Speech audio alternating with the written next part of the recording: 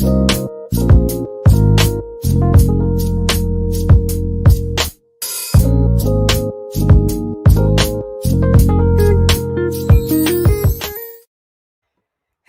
what's going on? It's your girl, Constance Carter. How is everybody doing out there tonight? It's Wednesday and it is going crazy. They're going crazy in America. What's going on in America? White folks crazy, ain't they? Oh my gosh. Have you guys been watching what's going on in the news? Is this history in the making that's happening right now? You know, I started to come on here and talk about what's actually going on. But I said, you know what? We still need to talk about something different because everybody is talking about what's happening in Washington right now. And I still want to talk to you today about Black love. I think it's still important. I think it's important for our communities. I think it's important for our family. And I think it's important to have a holistic relationship and with everybody that we love. And someone posed a question about being in toxic relationships. And we were talking about dating narcissists one day. And one of the ladies said, I was in a narcissistic relationship, but I was actually the narcissist. And I was like, wow, you were the narcissist? And she was like, yeah. I was like, wow, that's amazing. Okay, so what does that look like? And so I wanted to have a conversation with a couple of people and we're going to talk about it. We're going to unpack it because how often do we hear people say that they were in toxic relationships, but they were the toxic ones? How many times do you hear people say, actually admit that they're the ones that have the issues? Well, we're going to talk to a couple of people today about that very thing. But before we do, I want to make sure that you are subscribing to Fly Nubian Queen, the channel for melanated women and men just like you. So all you kings and you queens, Fred the Felon said, what's a narcissist? We're going to talk about it. All you kings and queens, I need you to text the word queens to 31996 so that you can get all of our alerts. But when you go to Fly Nubian Queen on YouTube, make sure you subscribe. Make sure you hit the notifications button so that you can get alerted when I go live every night at 6 o'clock. Also, go over to Facebook and subscribe as well to Fly Nubian Queens. And I want you to subscribe to my YouTube channel, Nobody Works Harder Than Constance Carter, on Facebook, on YouTube, and then follow me on Instagram. I got a lot of great content. But listen, we're going to talk to some people who said that they were in toxic relationships, but they were the toxic ones. How many of you have been in toxic relationships? How many people that are watching here under the sound of my voice, and it looks like there are thousands out here watching, how many of you have been in toxic relationships? And then how many of you can admit that you were the toxic one in the relationship? See, as I think it's really commendable because a lot of times we never take ownership. You know, a relationship could go bad. I could be cheating. I could be, non-attentive, but I'm always going to point the finger at him and I'm never going to take responsibility and point the finger at me. But how often do people say, you know what? It's me. Well, let's bring these two ladies on today, Miss Kriya Chapman and Cheryl. They both said that they were in toxic relationships, but they were the toxic ones. Oh my God. So let's hear your story. So first, Kriya, I'm going to start with you. Tell us about your story. So what happened? Kriya. Oh, okay. There you go. I can hear you now. Okay. So you mean what happened to realize that I was toxic or what happened in the relationship? Just give a little bit of background information about, your story, like where you came from. Okay. And yeah. So I'm originally from San Jose, California, and I have been residing in Tulsa, Oklahoma for nearly 18 years, off and on, 20 years off and on. I am planning not to stay here for the rest of my life as I'm trying to get back home. So not too much to tell, just regular, just day by day. Okay. So no, I want to know about the relationship. So you were in toxic. You mentioned a little bit about you being in a yes, that. So my background story with that was in a relationship, abusive, mentally, physically. When you're in a situation like that, you just don't realize how bad it is or how bad it messes up your mind. So got out of that relationship, got into another relationship too. Didn't give myself time to heal or realize what had really transpired or what I had really been through.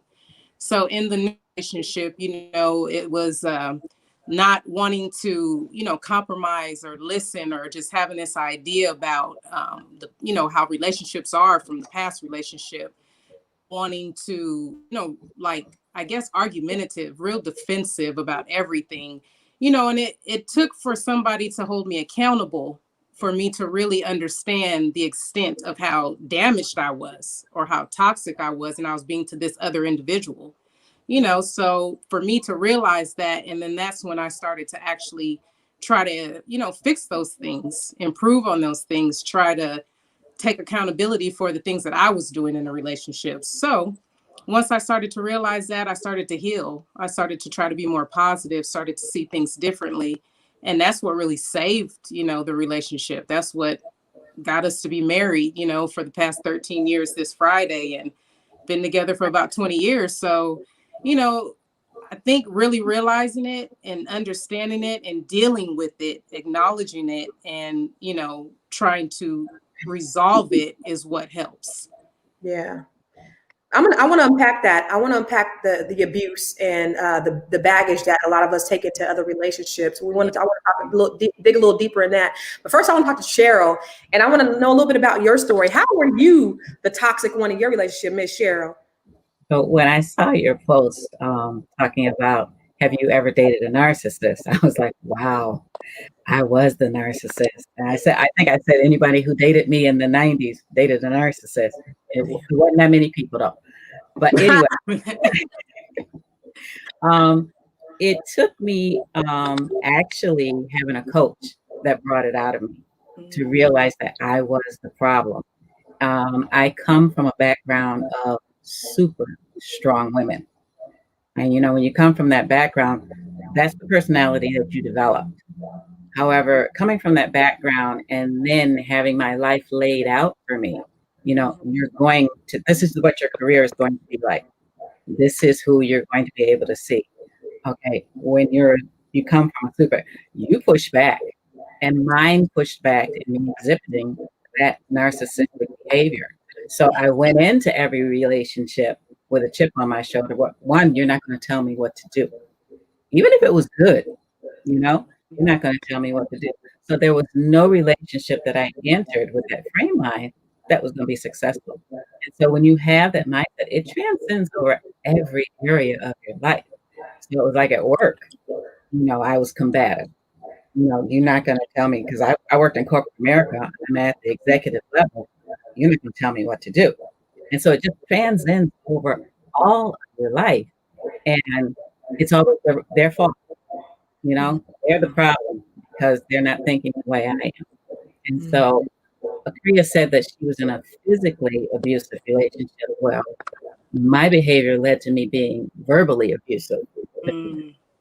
And so, it puts you in this toxic relationship where you wonder why people don't want to talk to you, and it's because of your behavior.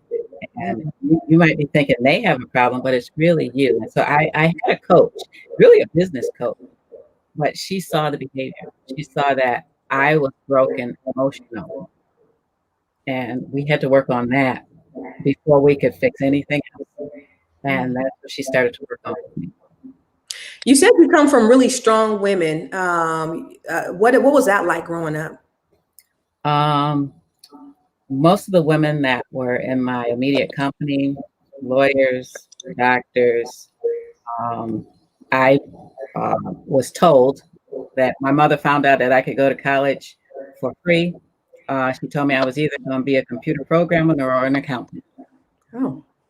And so I chose accountant because numbers don't talk back to you. They don't come in late, that I chose that. But, it was that environment where you were doing what everybody said you should be doing. But it wasn't really what you wanted to do or, what you thought was your calling. And so, yes, I excelled at that, but it wasn't what, I would have chosen to do. Wow. So let me ask Kriya. Kriya, you said you were in an abusive relationship. And so what did that do for your current relationship? How did that change things for you? It was different. You expect to have to fight after every little thing, after every little conversation. You're expecting that. And when it doesn't happen, you know, it's really a mind messed up type of situation. Like, you would think, like, I would never allow myself to go through something like that. You know, you would think to yourself, like, why am I doing this? You know, it doesn't make sense. So once you get out of that situation where you're always going through it and you get into something that you don't go through, it's like your mind is telling you you're supposed to go through this. This is how this is supposed to be. And it's not. So you have to really fix your frame of mind, fix how your thought process, and fix how you look at things in order to survive the next relationship, or it's not going to work. For you, Cheryl, when you said you dated several people and you were always the same way, what was the response from the men that you were dating? What would they say? What's wrong with you? And even, you know, sometimes I would come home and I would have done something that was totally unnecessary or said something, and I would come home and go, what's wrong with you? Why did you say that? And I wouldn't have an answer. And so, you know, as I look back, it was the upbringing. And here's one thing. Like growing up, you know, our parents do the best that they know how to do at the time. You know, so I was, you know, felt some type of way towards my mother for a while. One of the things she had done was she actually tied my left hand behind my back because she thought I was going to grow up to be a left-handed person. So she wanted me. She said, "It's a right-handed world. I'm doing you a favor." So it's things like that, you know, that brought on the behavior. And so as I look back at it, it was just, you know, it wasn't just one thing you could point at. It was a series of things. And, you know, as parents, we do the best that we can with what we know. That was the best that she knew how to do with what she knew. Absolutely. So do you have, excuse me? Do you have children? I have two boys. You know, they are 26 and 31 respectively. They're both older than me now. But the one thing that I kind of stress to them is that I want them to be good people. I want them to be able to stand on their own 2 feet, make their own decisions. And even if I have to bite my tongue sometimes, because I have two Black men, to suggest things that they should do rather than to dictate things that they should do. Because we certainly pick up those things from our parents. So do you think that they picked up any of those toxic traits from you? They are both strong-minded people, definitely.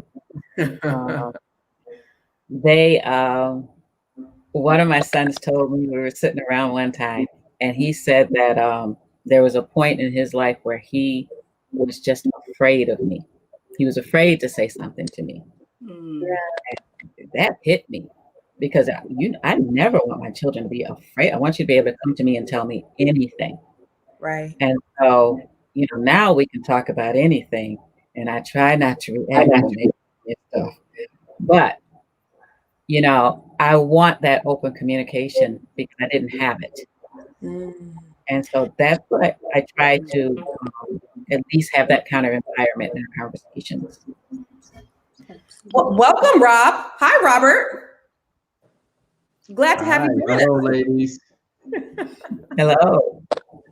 So Robert, let me catch you up. So we've been talking to Kriya and Cheryl, and we've been talking about being in a toxic relationship and them saying they were the ones that were toxic. And so we're just kind of talking about their background stories of you know, how they acted and how they discovered and what they did to change. So we're kind of walking through that right now. So Cheryl was sharing with us that she has boys and kind of how they were affected by her toxicity.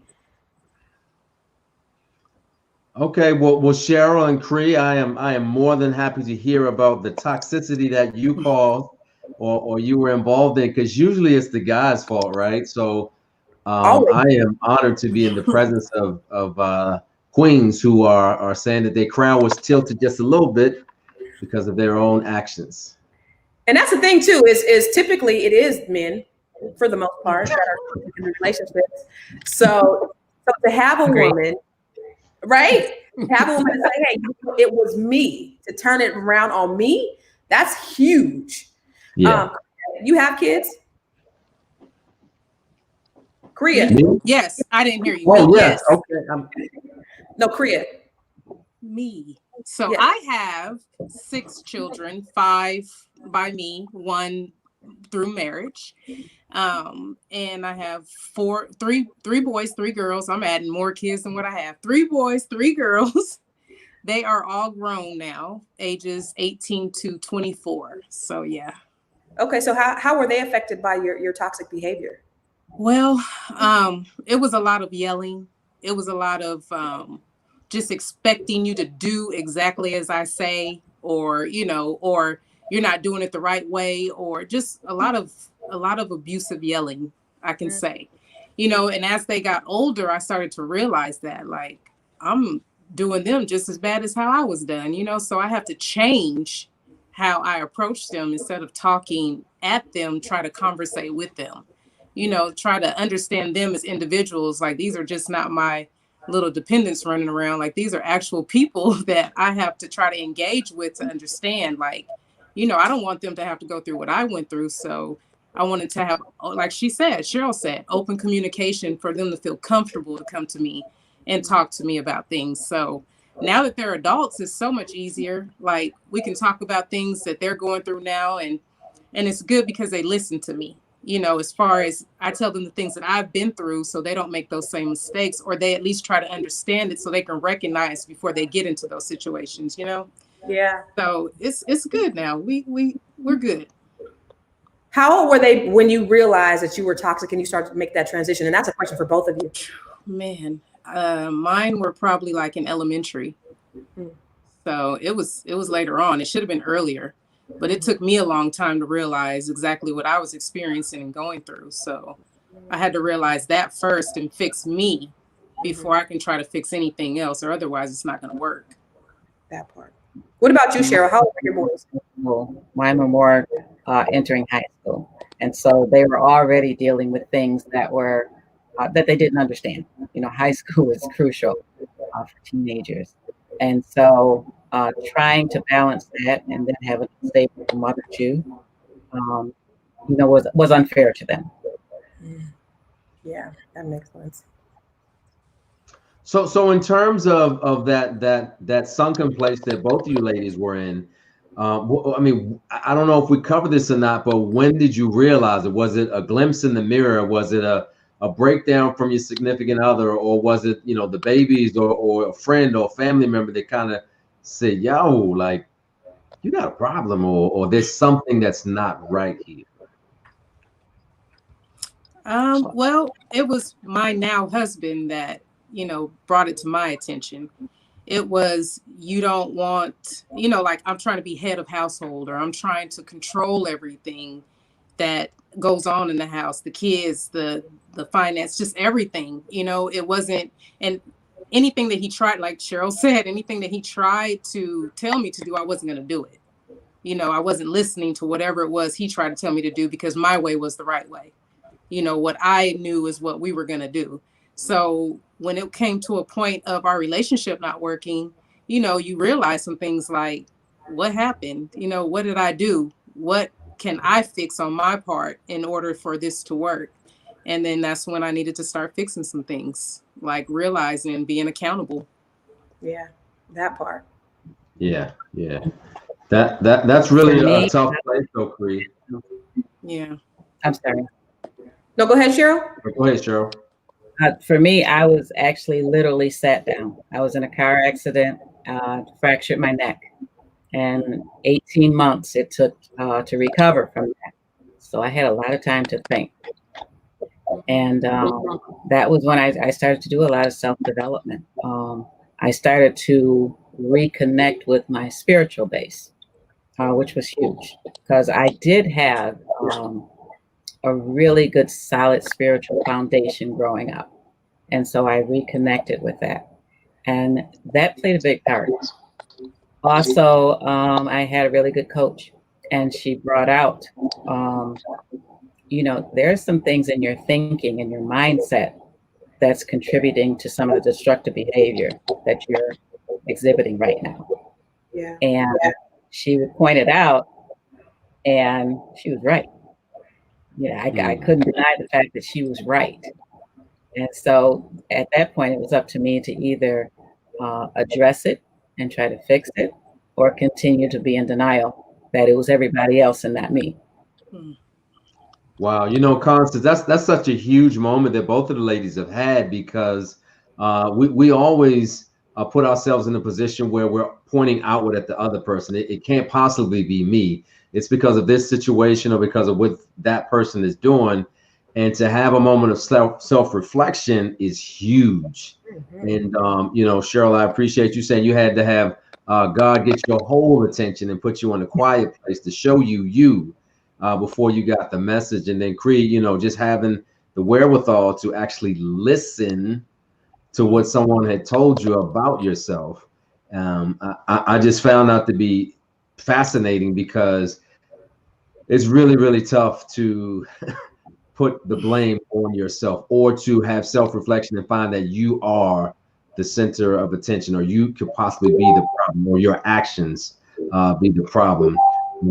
I know I'm going to sound a little off-center when I say this, especially for a queen, because y'all know what y'all talking about all the time, even when y'all don't know what y'all talking about all the time.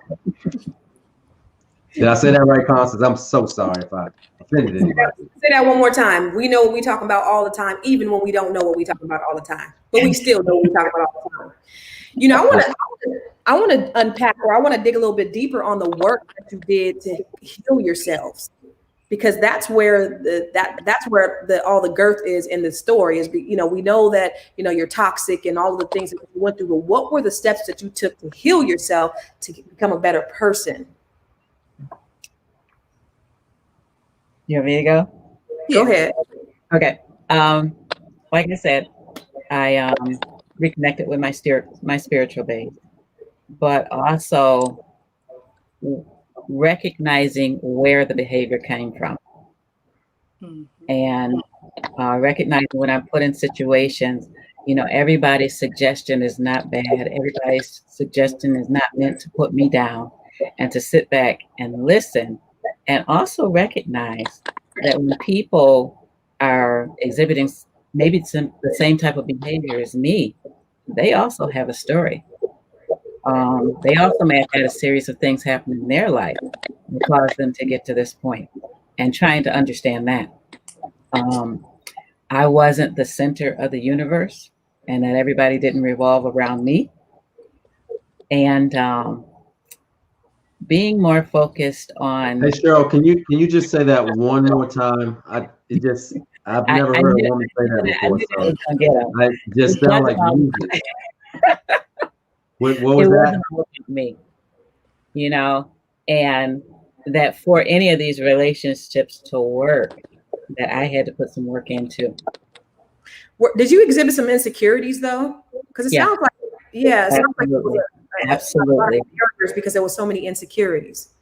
Yeah. So how did you? I was phenomenal at work. I was phenomenal at what I did at work. But when it came to translating that into a relationship, or more intimately with somebody, I didn't know how to talk to them, because I was always putting up that wall.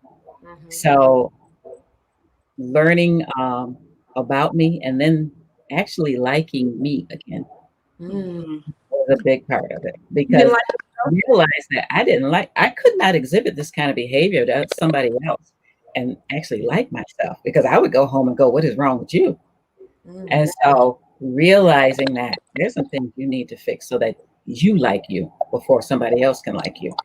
So were you a bitch at work? Like, did people hate you at work, and did you have friends? Well, because I worked in finance, so people were coming to me for money. Most people didn't like me. So it wasn't that, I was that witch at work, but nobody wanted to mess with me. They was calling you that behind your back, though. I could give you a look and you didn't want to come in my office. So are you still in finance? I actually transitioned out of that as a travel advisor. Okay. In fact, that's what I was so excited about last year this time. But we all know what happened with COVID-19. So it's kind of pivoted again into another career, and having a bit of success with that. But I did let corporate America go. The politics of corporate America could raise some of those emotions, where some of those same behaviors could rise to the surface again. Yeah. And it just got too old to deal with it anymore. And so I let it go. I gave them the gift of goodbye. Good for you. I know that's right. Gift of goodbye. Hello. Hey, Constance, Cheryl's over there said, you gonna buy this goddamn package right here, right now. I'm ready. Jamaica. Take your ass on to Mexico, damn it. She's not that woman anymore, Robert. She is not that woman anymore. I'm so sorry. I just had to say that. So Kriya, what about you? How were you able to heal? What did you do? Well, first what I did to cope was to block it out. So I blocked out everything that I went through, and I was just going on about my day. That's all, just blocking it out, going about my day. But when it was affecting the people around me, then I had to realize I need to deal with this, and I need to acknowledge it. I need to speak on it. I need to start saying what I went through, so then I can realize exactly what I went through. I never sought professional help or, anything like that. I just learned to deal with it, acknowledge it, and move on with it, instead of burying it. And once I did that, I started to heal from it. And in order to heal from it, I had to deal with it, basically. So that's a rarity, Cree, and not to cut you off, there is a bad word, especially within our community, to actually seek professional help. Yeah. To seek the help or the advice of a therapist, because we ain't crazy. All we need is Jesus. And you are the exception, that you can look inward and see fault, to look inward and find a flaw, be real with yourself, and then do self-repair. That is very rare that you got to that point. I'm sorry, go ahead. No, that's fine. Yeah, I always thought like, okay, I can deal with this. I can turn it around. I prayed. I'm not much of a person to go to church all the time. I never really prayed until then. I never really tried to seek other outlets like meditation or anything like that. So I did all of those things, try to turn all those negative things that I've been through, and I started looking at it more positively, started to try to see the good. Even though I went through that, I tell myself I had to go through it for a reason. There's a reason that I had to go through this, and this is why I'm here. There's something that I was supposed to learn from that, and whatever it is going to help me. That's how I started looking at it. The more that things positively, the more I started to heal, and I started to look back on that like I had to go through it in order to get where I'm at today. So, Wow. So for you, Kriya, I know the abuse kind of transcended, just physically abusing you, but it actually went to your children too, or no? Yeah. So I do have a special needs son. He wasn't born like that. He suffered the same abuse I did. So he went through it. I went through it, but now he is dealing with his medical issues because of that. So, that's a reminder every day of what I had to endure and what I had to go through. So, either I can spend the rest of my life angry and upset and still behaving in a manner that is not what I was meant to be, or I can deal with it, be positive about it, and learn from it so I can help other people. I love someone else. That's what I'm talking about. Yes. Absolutely. I love it. That it's so amazing, Constance, just to hear the strength and the resilience of these queens that we have on this evening. And I hope that both of you can reach out to a man named Donald and let him know that, yes, you are the problem. And you need to have some self-love, some self-respect. I'm like, who's Donald? Yeah, I was like, everybody in the room got it with you, baby. It's all right. It's all good. We're gonna pray for little Tink Tink. No, I mean, you talking about narcissism on 1,000. That's what's going on right now. It's just straight up narcissism and treason and just a bunch of craziness and madness. We talked a little bit about it before you got on, but you're right. And that goes back to mental health. They allow somebody with some mental health issues, challenges to get in the White House, essentially, and then you have a bunch of people that were catering to that, to those mental illnesses, and just. The result is what you see is going on in Capitol Hill right now as we speak. So, yeah. Well, so anyway, in terms of speaking to other ladies, Cheryl, obviously pre-COVID, you come in contact with a lot of women and couples, who obviously want to go on the vacation of their dreams, or they just need a getaway. What would be your message to, someone when you see those things that you were doing, when you see those tendencies, how do you speak to that pain point in someone else? Or do you just lift up a prayer? Or what would you say to that person?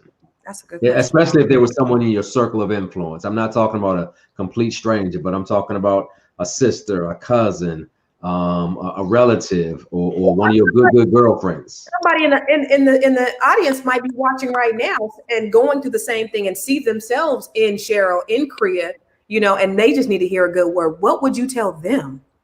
I like something that Kriya said in that she had to improve her communication skills. You cannot have any relationship without communication. Yeah. You can't have it at work. You can't have it in school. You can't have it anywhere without clear communication. And that communication should not lapse any day. Shouldn't be a day where you feel in some type of way and you can't talk to nobody.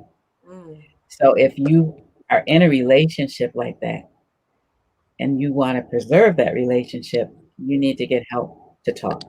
To talk it out. You need, like Kriya said, you needed to get it out there so that you can recognize it first, and so that you can explain it to somebody else, and then you can begin to heal.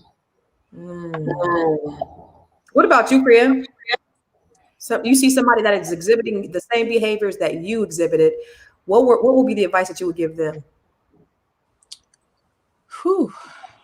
I would tell them to, if they had a daughter, how would they want their daughter to behave on this issue? Like, what would you tell your child if you were going through this? Because if I would have known back then that what I was going through and realized it, I would have woke up a lot sooner, but I didn't have anyone to talk to me or tell me anything. So I was just me. But basically, if somebody told me that, I would recognize it, like, wow, I'm really accepting a lot of things here that I shouldn't accept. How long did you stay in your abusive relationship, Kriya? It was 2 years. And I had 2 children from that. That's the baby? That's it's Daniel? Yes. And I'm trying so hard. Woo! Kriya, I'm trying to right now, you are the MVP. Because I would have been like, if you don't sit down over there. Look, he know the codes too. He know the hand signals, so I don't even know why he's not following them right now. This is Kriya, my leg would have been shaking, and you would have just seen it all up in here, like that. Yeah, and I tried to keep it together. You called my name one more time. But this is your special needs son, right? Yes. Okay. Yes, but he's hold on, don't get him wrong, because he has all the common sense necessary, and he knows the hand gestures, the faces. He knows when it's time to move around and scoot. So give me one more of those, Kriya. That right. Yes. So listen, this was so important to me. This is so important to me simply because I think that one of the things that we really need to do within our communities, because again, like I said, it's a holistic experience. We need to have our mental health checked as often as possible. Listen, therapy for anybody should be okay. I don't care if you just need a checkup. I think we all should have, go to therapy at some point, because there's something that we've dealt with, some type of hurt, something. So we should all try to get a checkup. As Black people, you know, just like you said, Robert, that's a bad word for a lot of Black people. We don't like therapy. I think it's something that we all should do. You know, getting spiritually grounded is also important. All of these things in order to really become a complete and whole person, because just like Kriya said, you have kids. And the things that you do affects the next generation. And how do we build our communities is we have to look internally first. And so these conversations are so important, because these women right here, they looked internally first. They said it was me. And they said, I need to do what I need to do to fix it, so that not only my household can be good, but then my kids can be good. And I commend you ladies for doing that, for stepping up and doing that, because there's a whole lot of people that ain't willing to do it. There's so many people that always point the finger outward. So I can't say that enough about these two ladies. You know what I mean, Rob? Absolutely. I am in awe, like I said earlier, when you can look inside, because most people go through their entire life, their whole life, not knowing that they are the problem. In fact, I know in my church, there are some similar people, men and women, you know, who tend to go through relationship after relationship, and it's always something with the other person. And then my pastor says, you know, jokingly a lot of times, what's the common theme throughout all of those situations? That this person did this and this person did that. What the common theme is you. Yeah. And, that takes a big wow moment for somebody to actually internalize that and realize that I need to do something to help resolve this problem that I seem to habitually have, whether it's 1 month, 2 months, you know, 2 years. That is like almost unheard of. And to just hear you guys talk about where you've been and where you are now is a testament to what you've done, and your recovery is incredible, and it's a rare story. Yeah, and just like the brother said that was on our show last week, your friend, I forget his name, but what he said is we tend to bring our baggages into other relationships. And what did he say?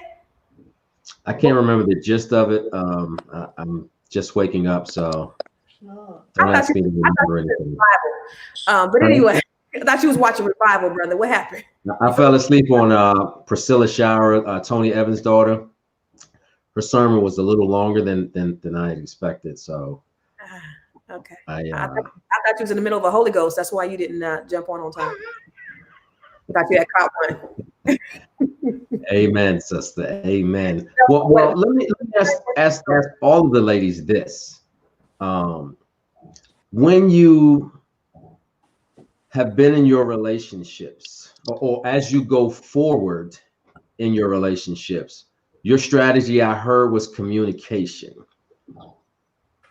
When is or how is the right way to reach out to the other person? Because you guys have looked inward and said, you know, it's me.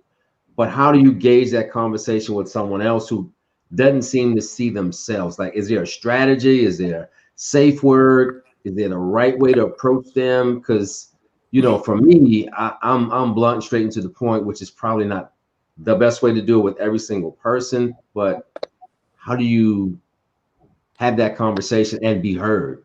How do you have that conversation and be heard? What's your strategy if you were to see that in your current significant other? Well, I'm sorry. Go ahead, Kriya. Oh no, I really don't have too much of a strategy, because, like you said, I'm pretty blunt and honest too, and I've tried to curve that a little bit because sometimes it can sound wrong, you know. So it takes a lot for me to find a way to ease stuff on in there, but I try to use myself as an example because I've had many of moments that were not right. So if I use myself as an example, it'll kind of open the door to lead to, now let's talk about you. Yeah, I like that. Constance. Now I know I'm crazy. So if I'm telling you crazy and you doing too much, you need to listen, because I know what it's like. Okay. I love it. What about you, Cheryl? Well, it all went back to me having a set of standards that I didn't have before, and feeling good about me, and having self-esteem. So anyone that I would be involved with is going to meet that level of my standards, for one. And then we can have a conversation. You know, and I usually, instead of, you know, you did this, have you ever thought about, you know, have you ever thought about this? Yeah, there's a right way to communicate. And, you know, it goes back to also, you know, teaching people how to treat you, teaching people how to treat you, and loving yourself enough to walk away if it's not up to your standards, right? Yeah, absolutely.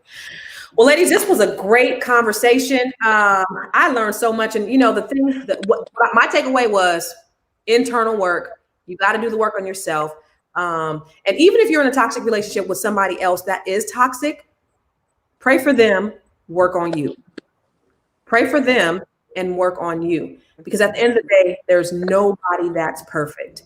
And if you are doing the best that you can do and being the best person that you can be, and it's still not working and there's still that toxicity, let it go.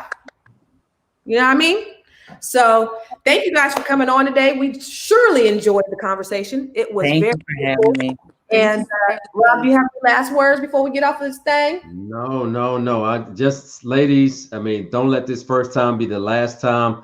Constance is such an amazing host, and she has those real conversations. So by all means, make sure that you are a friend of the show, coming in and conversating and typing in the feed and making sure that your voice is heard. And Cree, I will be following you. So if you have a book that comes out, sis, I will be there at your book signing, because I want to see you get one of those off just one time, real good, just to get your point across. And Cheryl, if I ever see a video advertisement of your travel services coming into 2021, Lord willing, by the summertime when the sun is out, we will be able to support your brand and your business, because I don't want you to, you know, slam your fist on the table because somebody ain't listening to your choice and your destination recommendation. Constance Carter is always saying y'all might have to get a shot to travel this summer, though.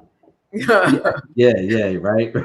Constance, always a pleasure to hang out with you, and you are one of the coolest people in the world that I know, and I always say that she is dope in real life. Well, real quick before we end, Cheryl and Kriya, where can people follow you, or how can they? Because Kriya just told us in the green room, Rob, before we came on, that she's now doing life coaching, and I know that Cheryl, she does travel, but she just said she's gotten into a new business venture. So I want to hear about what they're doing and how people can get in contact with them. So I have decided within the past few months to start a life coaching business. Never realized it was for me. I kept hearing it. People kept telling me I should have been a psychologist. I should have been a counselor. You know, I feel like everything that I've been through throughout my life led me to this point. You know, that was the reason. So currently I'm working on building that business up. Greater Expectations and Support is the name of the business. And right now we're in the work. So you guys look forward to seeing that and following me on there. Okay, Greater Expectation and Work? And Support. And Support, excuse me. Greater Expectation and Support. You don't have your website up just yet? Not yet, nope. All right, awesome. What about you, Miss Cheryl? Well, like I said, took the Senate route to get here. Almost 30 years in corporate America, transitioned into travel. But everybody knows what happened to travel last year this time. So I was trying to rebrand myself, and I just started with my logo. And when I added animation to it, people went crazy and wanted it.